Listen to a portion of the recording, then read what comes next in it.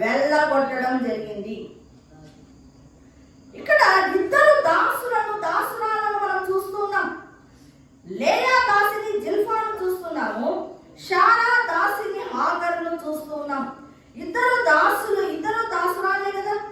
అయితే జిల్పా ఏం చేస్తుందంటే నమ్రతతో వినయముతో తన యజమానురాలు ప్రేమను చూరకొని ఆమె ఎంతో తగ్గిపోయి తన యజమానురాలు దగ్గర ఉంది.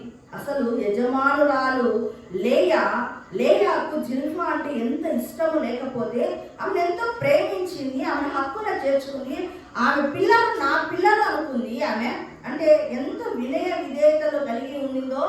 ఎవరు? జిల్పా ఎంతో వినయ విధేయతలు కలిగి తను అసలు యజమానురాలు దయను పొందుకుంది. యజమానురాలు యొక్క ఆమె ప్రేమను ఆమె పొందుకుంది. హాగరు ఏంటి ఇక్కడ కంపేర్ చేస్తే హాగరు ఎలా ఉంది? కొంచెము తన జీవితంలో కొంచెం మేలు జరగగానే గర్వించింది, అతిశయపడింది. ఎవరి మీద అతిశయపడుతుంది? యజమానురాలు మీదనే అతిశయపడుతుంది. ఈరోజు దేవుడు మనతో ఏం మాట్లాడుతున్నాడో తెలుసా? నువ్వు ఎంత ఉన్నత స్థితిలోకి వెళ్ళు, యజమానుడే, దాసుడే, పాస్టరే, విశ్వాసే.